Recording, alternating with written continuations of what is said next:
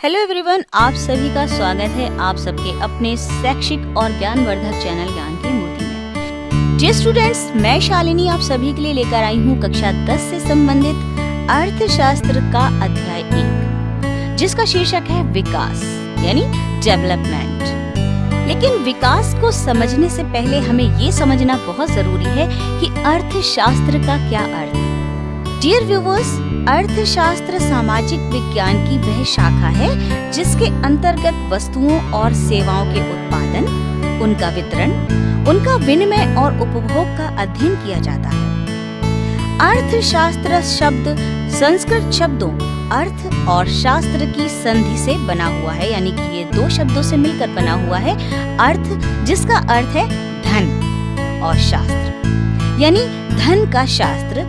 इनको हम दूसरे शब्दों में ये भी कह सकते हैं कि धन का अध्ययन करने वाला शास्त्र। किसी विषय के संबंध में मनुष्यों के कार्यों के क्रमबद्ध ज्ञान को उस विषय का शास्त्र कहते हैं। इसलिए अर्थशास्त्र में मनुष्यों के अर्थ संबंधी यानी धन से संबंधी कार्यों का क्रमबद्ध ज्ञान होना आवश्यक है। डियर स्टूडेंट्स, ब्रिटिश अर्थशास्त्री अल्फ्रेड मार्शल ने इस विषय को परिभाषित करते हुए इसे मनुष्य जाति के रोजमर्रा के जीवन का अध्ययन बताया है। मार्शल ने पाया था कि समाज में जो कुछ भी घटित हो रहा है उसके पीछे आर्थिक शक्तियां हुआ करती हैं, यानी जो भी कुछ है वो पैसे से संबंधित है, धन से संबंधित है। इसलिए समाज को समझने और इसे बेहतर बनाने के लिए हमें इसके आर्थिक आधार को समझने की अत्यंत ही जरूरत है। अब जहाँ धन के शास्त्र की बात हो रही हो और वहाँ विकास शब्द न आए, ऐसा तो हो ही नहीं सकता। तो आइए अब हम चैप्टर का अध्ययन करते हैं विकास के अर्थ के शुरुआत के साथ। डियर स्टूडेंट्स, हम सभी विकास की इच्छा रखते हैं, यानी हम सभी को ऐसा अंदर से इच्छा उत्पन्न होती है कि हम सभी विकसित हों। लेकिन विकास के परिप्रेक्ष्य में हमारी आकांक्षाएं एवं इच्छाएं व्यक्ति, क्षेत्र और राज्य के अनुसार भिन्न भिन्न होती हैं। हम इस अध्याय में विकास की प्रक्रिया को समझना प्रारंभ करेंगे और हम इस अध्याय में कुछ बिंदुओं पर चर्चा करेंगे, जो कि है विकास का अर्थ, देश या राज्यों की तुलना, आय एवं अन्य मापदंड, सार्वजनिक सुविधाएं और सतत विकास। तो आइए हम चैप्टर की शुरुआत करते हैं विकास के अर्थ के साथ। डियर स्टूडेंट्स, विकास किसी देश के सर्वांगीण विकास पर निर्भर करता है। स्वतंत्रता, सुरक्षा, दूसरों से सम्मान मिलने की इच्छा, आर्थिक समानता और जीवन जीने का उच्च स्तर आदि सभी विकास के महत्वपूर्ण भाग हैं। भाई, सभी की इच्छा होती है कि हम एक अच्छा जीवन जिए, एक विकसित देश में रहें, और यही कारण है कि विकास का क्षेत्र अत्यंत व्यापक और विस्तारित है, यानी बहुत ज्यादा विस्तृत है। यह निम्नलिखित दो पहलुओं को दर्शाता है। अब देखिए, पहला पहलू है कि लोगों के विकास के जो लक्ष्य हैं वो भिन्न हो सकते हैं, यानी सबका लक्ष्य जो है एक नहीं हो सकता। और दूसरा पहलू ये है कि एक व्यक्ति के लिए जो विकास है वह आवश्यक नहीं कि किसी और के लिए भी वो विकास ही हो। वह दूसरे व्यक्ति के लिए विकास न होकर विनाशकारी भी हो सकता है। अब विकास के अर्थ को समझने के लिए हमें कुछ बिंदुओं को भी समझना पड़ेगा। पहला है आय तथा अन्य लक्ष्य। अब आय क्या है? आय का अर्थ होता है इनकम, जो हम कमाते हैं। विकास का महत्वपूर्ण घटक है जिससे भौतिक वस्तुओं और सेवाओं को खरीदा जा सकता है। लोग बराबरी का व्यवहार, स्वतंत्रता, सुरक्षा, शिक्षा, दूसरों का सम्मान, रोजगार, शांति, प्रदूषण रहित पर्यावरण और दूसरों से आदर मिलने की इच्छा भी रखते हैं। अतः विकास के लिए लोग लक्ष्यों के मिश्रण को देखते हैं। जीवन की बेहतर गुणवत्ता के लिए आर्थिक विकास और विकास के लक्ष्य दोनों सम्मिलित हैं। अब हम चर्चा करते हैं राष्ट्रीय विकास पर। डियर स्टूडेंट्स, व्यक्ति विभिन्न लक्ष्यों की तलाश करते हैं और राष्ट्रीय विकास के संदर्भ में उनके उद्देश्य भी अलग अलग होने की संभावना रहती है। अब उदाहरण के लिए देखते हैं कि देश का विकास एक किसान अलग माध्यम से करता है, एक व्यापारी अलग माध्यम से करता है और एक शिक्षक अलग माध्यम से चाहेगा। राष्ट्रीय विकास के तहत उन लक्ष्यों को प्राथमिकता दी जाती है जो बड़े पैमाने पर लोगों को लाभ पहुंचाते हैं। आइए जानते हैं कि राष्ट्रीय विकास की विशेषताएं क्या है। कैसे पहचानेंगे कि राष्ट्रीय विकास हो रहा है? तो राष्ट्रीय विकास के अंतर्गत वे कार्यक्रम तथा नीतियां ही कार्यान्वित होंगी जो लोगों की अधिक संख्या के लिए उत्तरदायी होंगी। यह विवादों और इनके उपायों के बारे में सोचने के लिए महत्वपूर्ण है। हमें यह भी सोचना होगा कि क्या कार्य करने का कोई बेहतर तरीका है। सरकार निर्णय करती है कि सभी के लिए न्यायपूर्ण और सही मार्ग क्या है। तो स्पष्ट हो जाता है कि विकास शब्द परिवर्तन का द्योतक है, अर्थात परिवर्तन होगा, इट मीन्स विकास भी हो रहा है। व्यक्ति में यथा समय होने वाले विभिन्न परिवर्तनों को ही विकास कहा जाता है और विकास के अंतर्गत व्यक्ति के मानसिक, सामाजिक, संवेगात्मक तथा शारीरिक दृष्टि से होने वाले परिवर्तनों को भी सम्मिलित किया जाता है। लेकिन हम चूंकि धन का शास्त्र पढ़ रहे हैं तो यहाँ पर विकास जो है वो धन से संबंधित विकास है। तो आइए इसी को आगे बढ़ाते हुए हम देश या राज्यों की तुलना भी कर लेते हैं। जी स्टूडेंट्स, विकास के आधार पर देशों को विकसित, अविकसित और विकासशील देशों में वर्गीकृत किया गया है, जिसको हम इंग्लिश में क्रमशः developed country, under developed country और डेवलपिंग कंट्री कहते हैं। राष्ट्रीय आय के माध्यम से तुलना करके देखते हैं। एक निश्चित समय अवधि में देश के सभी मूल निवासियों की कुल आय को राष्ट्रीय आय कहा जाता है।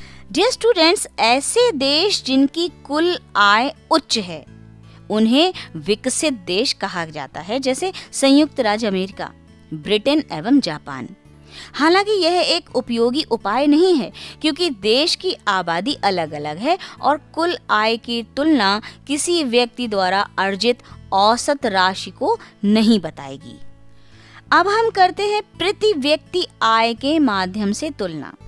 प्रति व्यक्ति आय अर्थात पर कैपिटा इनकम किसी देश या राज्य की तुलना में सहायक है।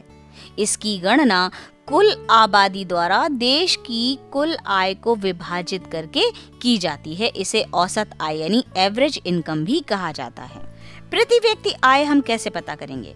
प्रति व्यक्ति आय बराबर कुल राष्ट्रीय आय और इसको विभाजित कर देंगे कुल जनसंख्या से और हमें मिल जाएगी हमारी औसत यानी एवरेज इनकम। इस माध्यम द्वारा आय की तुलना करने में कुछ कमियां आती हैं क्योंकि यह असमानताओं को छुपाता है। जैसे जब लोगों के एक छोटे से हिस्से में बहुत अधिक आय होती है तो औसत आय भी उच्च हो जाती है, लेकिन यह प्रत्येक व्यक्ति की वास्तविक स्थिति बताने में असमर्थ रहता है। प्रति व्यक्ति आय पर विश्व बैंक की क्या रिपोर्ट है, आइए जानते हैं। जी स्टूडेंट्स, प्रति व्यक्ति आय के आधार पर विश्व बैंक तुलना करने के लिए प्रत्येक वर्ष यानी हर वर्ष विश्व विकास रिपोर्ट प्रकाशित करता है। बैंक ने निम्नानुसार देशों को वर्गीकृत किया है। वर्ष 2013 के अनुसार 12,737 अमेरिकी डॉलर प्रति वर्ष या इससे अधिक पीसीआई वाले देशों को समृद्ध देश कहा जाता था। PCI it means per capita income. ऐसे देश जिनकी पीसीआई प्रति वर्ष 1045 या उससे कम अमेरिकी डॉलर है तो कम आय वाला देश कहा जाता है। वर्ष 2013 में भारत की प्रति व्यक्ति आय केवल 1570 अमेरिकी डॉलर प्रति वर्ष था और इसे मध्य आय वाले देशों के रूप में वर्गीकृत किया गया है। आइए अब हम बिंदु पर चर्चा करते हैं आय एवं अन्य मापदंड। जी स्टूडेंट्स, राष्ट्रों या क्षेत्रों के विकास का स्तर आय के अतिरिक्त अन्य विशेषताओं के आधार पर होना चाहिए। इसे हम आय के आधार पर न करके किसी अन्य विशेषताओं के आधार पर करें। जैसे इसे समझने के लिए 3 राज्यों के विभिन्न पहलुओं का तुलनात्मक विश्लेषण करके देख लेते हैं। जैसे कुछ तुलनात्मक आंकड़े हैं महाराष्ट्र, केरल और बिहार के। हमने तुलना के लिए राज्य चुने हैं महाराष्ट्र, केरल और बिहार। अब किन मापदंडों पर हमें तुलना करनी है? देखिए, शिशु मृत्यु दर, साक्षरता दर, निवल उपस्थिति अनुपात, जो कि प्राथमिक और द्वितीयक स्तर पर भी है, और प्रति व्यक्ति आय। डियर व्यूअर्स, निवल उपस्थिति अनुपात का अर्थ है 6 से 10 वर्ष की आयु के स्कूल जाने वाले कुल बच्चों का उस आयु वर्ग के कुल बच्चों के साथ प्रतिशत। अब तुलनात्मक सारणी से विकास के निम्न पहलुओं का अध्ययन किया जा सकता है। जैसे महाराष्ट्र में प्रति व्यक्ति आय उच्च है और बिहार में सबसे कम है, जो कि यह दर्शाता है कि बिहार में रोजगार के साधनों की बहुत कमी है। केरल में शिशु मृत्यु दर कम है, जबकि महाराष्ट्र में शिशु मृत्यु दर अधिक है। तो तालिका में दिए गए आंकड़ों के अनुसार महाराष्ट्र की पीसीआई यानी पर कैपिटा इनकम केरल से अधिक है। उच्च शिशु मृत्यु दर का मुख्य कारण ये भी हो सकता है कि स्वास्थ्य सुविधाओं का उचित न होना। अब उच्च प्रति व्यक्ति आय बेहतर स्वास्थ्य सुविधाओं की गारंटी तो नहीं देती ना। केरल में सबसे अधिक साक्षरता दर है, लेकिन बिहार में सबसे कम है।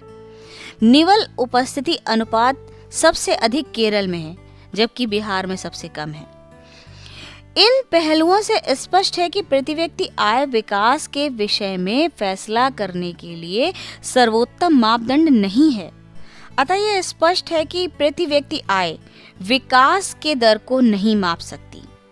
अन्य मूलभूत सुविधाएं और रहन सहन की गुणवत्ता के आधार पर भी विकास के आंकड़ों को ज्ञात किया जा सकता है। तो आइए आपकी टेक्स्ट बुक के अनुसार हम सार्वजनिक सुविधाओं पर चर्चा करते हैं।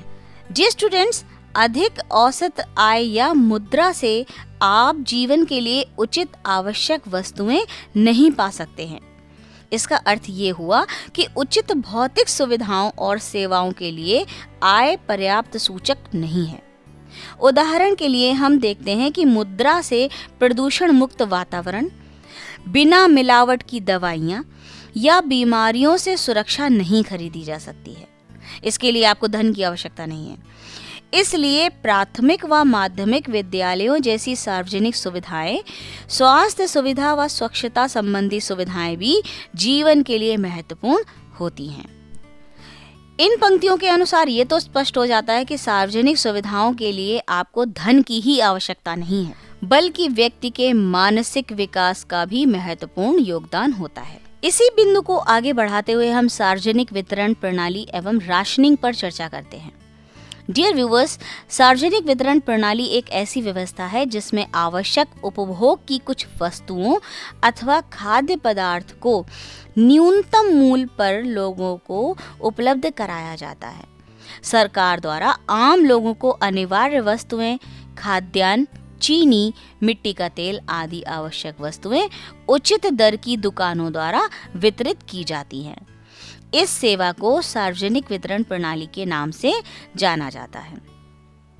सार्वजनिक वितरण प्रणाली तमिलनाडु जैसे कुछ राज्यों में ग्रामीण क्षेत्रों में गरीब लोगों को खाद्यान्न की आपूर्ति के लिए एक सार्वजनिक वितरण प्रणाली, जिसे पब्लिक डिस्ट्रीब्यूशन सिस्टम यानी पीडीएस कार्यरत है, जबकि झारखंड में ऐसी प्रणाली नहीं है। तमिलनाडु में ग्रामीण क्षेत्रों में रहने वाले 75% लोग राशन की दुकान का प्रयोग करते हैं, जबकि झारखंड में केवल 8% लोग ऐसा करते हैं। अब इसका उद्देश्य क्या है? उचित मूल्य की दुकानों के माध्यम से नियंत्रित मूल्य पर आवश्यक वस्तुएं एवं खाद्यान्न जैसे चावल, गेहूं, चीनी आदि उपलब्ध कराना तथा खाद्य सुरक्षा सुनिश्चित करना, साधारण व्यक्ति को महंगाई के प्रमाप से बचाना, पूरे देश में सामाजिक कल्याण के उद्देश्यों को प्राप्त करना, बाढ़, सूखा जैसी आकस्मिकताओं में खाद्य उपलब्धता सुनिश्चित करना। अब सार्वजनिक वितरण प्रणाली के लाभ क्या क्या हैं, आइए देखते हैं। गरीब लोगों को नियंत्रित मूल्य पर आवश्यक वस्तुएं उपलब्ध हो जाती हैं। आवश्यक वस्तुओं के मूल्य को नियंत्रित करना संभव होता है। जमाखोरी, कालाबाजारी जैसे समाज विरोधी तथा अनार्थिक कार्यों पर नियंत्रण हो पाता है। खाद्यान्न तथा आवश्यक वस्तुओं का न्यायोचित वितरण किया जा सकता है और इससे समाजवादी तथा लोकतांत्रिक प्रणाली की स्थापना होती है। इनमें कुछ कमियां भी हैं, क्योंकि जहां लाभ होंगे वहां कमियां तो होना स्वाभाविक है। जैसे भ्रष्टाचार। भ्रष्टाचार कहाँ नहीं है, हर जगह भ्रष्टाचार है, यहाँ भी है। सार्वजनिक वितरण प्रणाली का सबसे बड़ा दोष यह है कि इस प्रणाली में निरंकुश होता भ्रष्टाचार। इस प्रणाली के अंतर्गत गरीबों के लिए आवंटित राशन की कालाबाजारी की जाती है। गरीबों से खाद्यान्न के बदले सामान्य से अधिक मूल्य वसूला जाता है। लाल फीताशाही। अब लाल फीताशाही क्या है? सार्वजनिक वितरण प्रणाली के अंतर्गत सरकारी नौकरशाही अत्यधिक प्रभावी है, जो इस प्रणाली को जर्जर बना रही है। आपको बता दें कि लाल फीताशाही का मतलब होता है प्रशासनिक नियमों का सख्ती से पालन, जो निर्णय करने की प्रक्रिया में बाधक बनता है। लाल फीताशाही के कारण अनाज गोदामों में सड़ तो जाता है, किंतु वितरित नहीं हो पाता है। अगली कमी पर चर्चा कर लेते हैं, अकुशल प्रबंधन। डियर स्टूडेंट्स, सार्वजनिक वितरण प्रणाली का प्रबंध जो है वो अकुशलता से जूझ रहा है। इसी अकुशल प्रबंधन के कारण खाद्यान्न की खरीद से लेकर वितरण तक सरकार को भारी राजस्व की हानि होती है। राजकोषीय घाटे की पोषक। सार्वजनिक वितरण प्रणाली के अंतर्गत बेचा जाने वाला केरोसिन तेल जो है वो सब्सिडी वाला होता है, जो सरकार के राजकोषीय घाटे में वृद्धि करता है। उचित नियंत्रण का अभाव। सार्वजनिक वितरण प्रणाली अभी भी पुराने कामकाज के तरीकों को ढो रही है, जिस कारण इन पर उचित नियंत्रण स्थापित नहीं हो पाता है। संचार प्रौद्योगिकी के उपयोग का अभाव। वर्तमान संचार प्रौद्योगिकी के युग में भी सार्वजनिक वितरण प्रणाली इससे वंचित है, जिस कारण समय, धन व संसाधनों की बर्बादी होती है। तो ये थी सार्वजनिक वितरण प्रणाली की कुछ कमियां। आइए अब नजर डाल लेते हैं शरीर द्रव्यमान सूचकांक पर। पोषण, न्यूट्रिशन। पोषण भी विकास का एक महत्वपूर्ण पहलू है। अंतर्राष्ट्रीय स्तर पर कोई वयस्क व्यक्ति कुपोषित है या नहीं, यह निर्धारित करने के लिए शरीर द्रव्यमांक सूचकांक यानी बॉडी मास इंडेक्स यानी BMI का प्रयोग किया जाता है। यदि हम एक व्यक्ति के वजन को उसकी ऊंचाई के वर्ग के द्वारा विभाजित करते हैं तो हमें एक अनुपात मिलता है, जिसे शरीर द्रव्यमान सूचकांक कहा जाता है। शरीर द्रव्यमान सूचकांक ज्ञात करने के लिए व्यक्ति के भार को लंबाई के वर्ग से भाग देने पर प्राप्त किया जाता है। जैसे BMI बराबर व्यक्ति का भार किलोग्राम में, और इसे विभाजित कर दिया जाता है लंबाई के वर्ग से। यदि किसी व्यक्ति के शरीर का द्रव्यमान सूचकांक 18.5 से नीचे है तो उस व्यक्ति को अल्प पोषित यानी अंडर नरिश्ड कहा जाएगा, और यदि वह 25 से अधिक है तो उस व्यक्ति को अतिभारित यानी ओवरवेट कहा जाता है। यदि 1.65 मीटर लंबे वयस्क का वजन 50.5 किलोग्राम से कम है तो व्यक्ति को अल्प पोषित माना जाएगा, और यदि उसी व्यक्ति का वजन 68 किलोग्राम से अधिक है तो उसे अतिभारित यानी अत्यधिक भार माना जाएगा। यह मानक बढ़ते बच्चों के लिए लागू नहीं है। अब मानव विकास रिपोर्ट क्या कहती है? विकास को मापने के लिए सर्वोत्तम तरीका क्या है, आइए जानते हैं। संयुक्त राष्ट्र विकास कार्यक्रम यानी United Nation Development Programme UNDP द्वारा प्रकाशित मानव विकास रिपोर्ट विकास को मापने के सर्वोत्तम तरीकों में से एक है। यह रिपोर्ट 3 मानदंडों के आधार पर देशों की तुलना करती है। पहली, जीवित मानक यानी प्रति व्यक्ति आय। दूसरा, स्वास्थ्य की स्थिति यानी जीवन प्रत्याशा। और तीसरा मानदंड है लोगों का शैक्षिक स्तर, साक्षरता दर और उनका नामांकन अनुपात। डियर व्यूअर्स, मानव विकास रिपोर्ट 2014 में भारत 135वें स्थान पर है, जबकि वर्ष 2004 की रिपोर्ट में यह 126वें स्थान पर था। दक्षिणी एशियाई देशों में श्रीलंका रैंकिंग में भारत से आगे है। मानव विकास सूचकांक यानी ह्यूमन डेवलपमेंट इंडेक्स HDI मानव विकास को मापने के लिए सार्वजनिक स्वास्थ्य, शिक्षा, गरीबी स्तर, असमानता और पर्यावरण पहलुओं को समझने का एक प्रयास है। अर्थात मानव विकास को समझने के लिए हमें निम्न पहलुओं पर विचार करना पड़ेगा, जो कि हैं सार्वजनिक स्वास्थ्य, शिक्षा, गरीबी स्तर, असमानता और पर्यावरण पहलू। आइए देखते हैं सतत विकास क्या होता है। डियर स्टूडेंट्स, विकसित और विकासशील देशों में आर्थिक विकास प्राकृतिक संसाधनों और पर्यावरण के आधार पर किया जाता है। उदाहरण के लिए लोहा, सोना, चांदी या कोयले के अत्यधिक खनन और कच्चे तेल की निकासी से इन संसाधनों के भंडारों में कमी आ जाती है। कारखानों से निकलने वाला धुआं और अन्य जहरीली गैसें पर्यावरण प्रदूषण का कारण है, ये आप सभी जानते हैं। पानी और वायु प्रदूषण की समस्या लोगों को प्रभावित कर रही है, ये भी आप जानते हैं, तथा इससे भविष्य की पीढ़ियों का जीवन भी प्रभावित होगा, ये भी आप जानते हैं। अब देखिए, विरोधाभास के साथ सतत प्रयास कैसे होगा, ये इस बात पर हम चर्चा करेंगे। एक तरफ पर्यावरण गिर रहा है और दूसरी तरफ सतत विकास कैसे, आइए देखते हैं। प्राकृतिक संसाधनों के कुप्रबंधन के परिणाम स्वरूप पर्यावरणीय गिरावट आएगी, जो केवल राष्ट्रीय या राज्य सीमा तक ही सीमित नहीं है।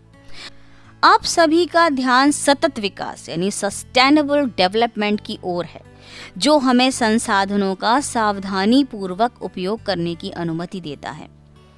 सतत विकास है क्या? एक नया शब्द है जो प्राकृतिक संसाधनों के संतुलित उपयोग के साथ साथ न्यूनतम स्तर पर संसाधनों का उपयोग करने पर बल देता है, जिससे भविष्य की पीढ़ियां इसका उपयोग कर सकें। जैसे हम कहते हैं सेव वाटर, सेव इलेक्ट्रिसिटी। आप जिस कमरे में बैठे हो वहाँ अगर आप निकल रहे हो तो पंखा बंद कर दो। पानी बचाओ, जितना हो सके हमें जल को बचाना चाहिए, क्योंकि आगे आने वाली पीढ़ी को हो सकता है जल मिले ही ना। जिस प्रकार हम आज जल का दोहन होते देखते हैं, जगह जगह समरसेबल लग चुकी हैं और आप देखते हैं कि टंकी लगातार भरती चली जाती है, पानी फैलता चला जाता है। तो ये हो क्या रहा है? इसीलिए कहते हैं कि प्राकृतिक संसाधनों के संतुलित उपयोग के साथ न्यूनतम स्तर पर संसाधनों का उपयोग करने पर बल देता है कौन? सतत विकास। अब देखिए, पर्यावरण गिरावट को निम्न बिंदुओं के द्वारा हम देख सकते हैं। पहला है भारत में भूजल, ग्राउंड वाटर इन इंडिया। अब भूमिगत जल का अति उपयोग विशेष रूप से पंजाब और पश्चिमी उत्तर प्रदेश के कृषि की दृष्टि से समृद्ध क्षेत्रों, मध्य और दक्षिणी भारत के चट्टानी पठारी क्षेत्रों, कुछ तटवर्ती क्षेत्रों तथा तेजी से विकसित होती शहरी बस्तियों में किया जाता है। दूसरा है प्राकृतिक संसाधनों का ह्रास, यानी एग्जॉशन ऑफ नेचुरल रिसोर्स। वर्तमान स्थितियों के अनुसार यदि कच्चे तेल का इस्तेमाल वर्तमान दर पर चालू रहा तो इसके भंडार अगले 53 वर्षों में समाप्त हो जाएंगे। तो डियर व्यूअर्स, ये था हमारे कुछ बिंदु अर्थशास्त्र के अध्याय 1 के, जिसका शीर्षक था विकास। हमने पढ़ा विकास का अर्थ, देश या राज्यों की तुलना, आय एवं अन्य मापदंड, सार्वजनिक सुविधाएं और सतत विकास। अब अगर हम अध्याय पर एक रिवीजन करते हैं तो विकास किसी देश के सर्वांगीण विकास पर निर्भर करता है। स्वतंत्रता, सुरक्षा, दूसरों से सम्मान मिलने की इच्छा, आर्थिक समानता और जीवन जीने का उच्च स्तर आदि सभी विकास के महत्वपूर्ण भाग हैं। विकास का महत्वपूर्ण घटक क्या है? वो है आय, जिसके माध्यम से हम भौतिक वस्तुओं और सेवाओं को खरीद सकते हैं। राष्ट्रीय विकास के संदर्भ में व्यक्ति विभिन्न लक्ष्य की तलाश करते हैं। जैसे देश का किसान कृषि के माध्यम से करता है, तो व्यापारी व्यापार के माध्यम से राष्ट्रीय विकास का लक्ष्य तलाश करता है। विकास के आधार पर देशों को विकसित, अविकसित और विकासशील देशों में बांटा गया है। ऐसे देश जिनकी आय उच्च है उन्हें विकसित देश कहा जाता है। राष्ट्रीय आय एक निश्चित समय में देश के सभी मूल निवासियों की कुल आय राष्ट्रीय आय कही जाती है। प्रति व्यक्ति आय क्या है? देश की कुल राष्ट्रीय आय और कुल जनसंख्या को विभाजित करके प्राप्त की जाती है।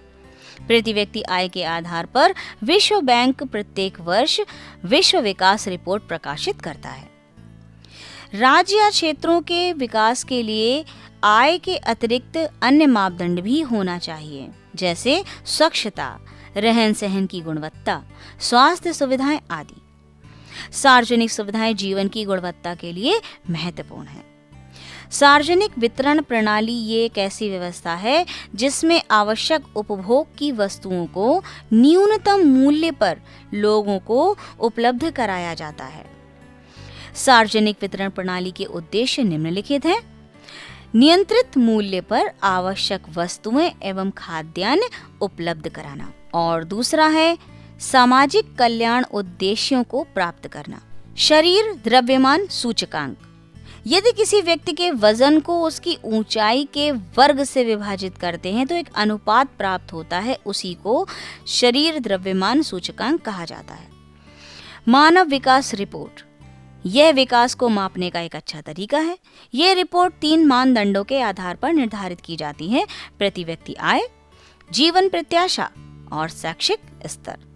मानव विकास रिपोर्ट संयुक्त राष्ट्र विकास कार्यक्रम द्वारा प्रकाशित की जाती है।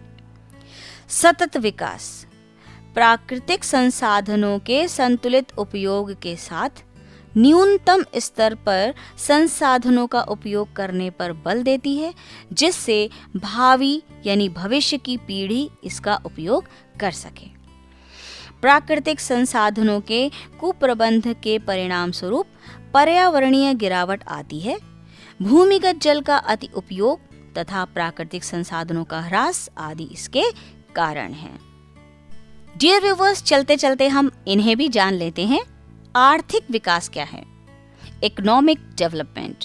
आर्थिक विकास एक प्रक्रिया है जिसके द्वारा किसी अर्थव्यवस्था की वास्तविक राष्ट्रीय आय में दीर्घकालिक वृद्धि होती है। दूसरे शब्दों में हम कह सकते हैं कि आर्थिक विकास के आशय उस प्रक्रिया से हैं जिसके परिणाम स्वरूप देश के समस्त उत्पादन साधनों का कुशलता पूर्वक दोहन होता है। साथ ही साथ राष्ट्रीय आय और प्रति व्यक्ति आय में निरंतर एवं दीर्घकालिक वृद्धि होती है तथा जीवन स्तर एवं मानव विकास सूचकांक में सुधार की स्थिति उत्पन्न होती है। आइए जानते हैं कि राष्ट्रीय आय क्या है। एक निश्चित समय अवधि में देश के सभी मूल निवासियों की कुल आय को राष्ट्रीय आय कहा जाता है। औसत आय या प्रति व्यक्ति आय। डियर स्टूडेंट्स, किसी देश की कुल राष्ट्रीय आय को यदि कुल जनसंख्या से विभाजित कर दिया जाए तो जो हमें औसत आय प्राप्त होती है उसे हम प्रति व्यक्ति आय या औसत आय कहते हैं। राष्ट्रीय विकास क्या है? व्यक्तियों के विभिन्न लक्ष्यों को विशेष नीतियों तथा कार्यक्रमों द्वारा न्यायपूर्ण तरीके से संपन्न कराने की कोशिश ही राष्ट्रीय विकास कहलाती है। साक्षरता दर क्या है? किसी देश या राज्य में पढ़े लिखे व्यक्तियों की औसत दर साक्षरता दर कहलाती है। जीवन प्रत्याशा, लाइफ एक्सपेक्टेंसी, किसी देश या राज्य में लोगों की औसत आयु जीवन प्रत्याशा कहलाती है। शिशु मृत्यु दर, क्रूड डेथ रेट, किसी देश या राज्य में प्रति वर्ष प्रति 1000 जीवित बच्चों में से 1 वर्ष की आयु से पहले मृत्यु को प्राप्त बच्चों का अनुपात शिशु मृत्यु दर कहलाती है। अर्थात किसी देश या राज्य में अगर प्रति वर्ष 1000 जीवित बच्चों में से 1 साल से कम मृत्यु को प्राप्त बच्चों का जो अनुपात होता है वही शिशु मृत्यु दर कहलाता है। सकल नामांकन अनुपात, ग्रॉस एनरोलमेंट रेशियो, स्कूली शिक्षा के 3 स्तरों यानी प्राथमिक, माध्यमिक व उच्च स्तर, इनके लिए जो नामांकन अनुपात का कुल योग होता है उस देश या राज्य का सकल नामांकन अनुपात कहलाता है। नवीकरणीय संसाधन, रिन्यूएबल रिसोर्स, ये वे संसाधन हैं जिनका एक बार प्रयोग करने पर वे समाप्त नहीं होते हैं बल्कि उनका दोबारा प्रयोग किया जा सकता है। अनवीकरणीय संसाधन, नॉन रिन्यूएबल रिसोर्स, ये वे संसाधन हैं जिनका एक बार प्रयोग करने पर वे स्वतः समाप्त हो जाते हैं तथा उनकी पुनः पूर्ति संभव नहीं है। अर्थात ऐसे संसाधन जिनकी पुनरावृत्ति हो सके, उनका पुनः उपयोग किया जा सके, वे नवीनीकरणीय संसाधन कहलाते हैं, जैसे सूर्य, ज्वार भाटा तथा पवन ऊर्जा इत्यादि। वहीं दूसरी ओर ऐसे संसाधन जो एक बार उपयोग होने पर नष्ट हो जाएं और उनका नवीनीकरण न हो सके, उन्हें गैर नवीनीकरण संसाधन या अनवीनीकरण संसाधन कहते हैं, जैसे कोयला, पेट्रोलियम, प्राकृतिक गैस आदि। मानव विकास। डियर स्टूडेंट्स, ह्यूमन डेवलपमेंट, इससे तात्पर्य है कि व्यक्ति के सृजनात्मक विकास, यानी जिसमें व्यक्ति अपनी आवश्यकताओं की पूर्ति हेतु अग्रसर दिखाई देता है, ह्यूमन डेवलपमेंट कहलाता है। संयुक्त राष्ट्र विकास कार्यक्रम, United Nation Development Programme, UNDP, यह कार्यक्रम वर्ष 1990 से प्रतिवर्ष मानव विकास सूचकांक के विभिन्न प्रतिमानों सहित उनका मूल्यांकन कर उनके प्रस्तुतिकरण का कार्य कर रहा है। इस अर्थ को समझने के लिए हम दूसरे शब्दों का प्रयोग करते हैं। संयुक्त राष्ट्र विकास कार्यक्रम लगभग 170 देशों और क्षेत्रों में धरातल पर है, जो ग्रह की रक्षा करते हुए गरीबी उन्मूलन के लिए काम कर रहा है। संयुक्त राष्ट्र विकास देशों की मजबूत नीतियों, कौशलों, उनकी भागीदारी और संस्थानों को विकसित करने में उनकी मदद करता है ताकि वे अपनी प्रगति को बनाए रख सकें। डियर व्यूअर्स, यहीं पर समाप्त होता है हमारा ये अध्याय। हम मिलेंगे अगले वीडियो में इसी अध्याय के आवश्यक अभ्यास कार्य के साथ। तब तक के लिए अपना विशेष रूप से ध्यान रखिए, वीडियोस देखते रहिए और ज़्यादा से ज़्यादा शेयर कीजिए ताकि अन्य बच्चे भी इन वीडियोस का लाभ प्राप्त कर सकें। खूब पढ़ें, खूब बढ़ें। Thank you.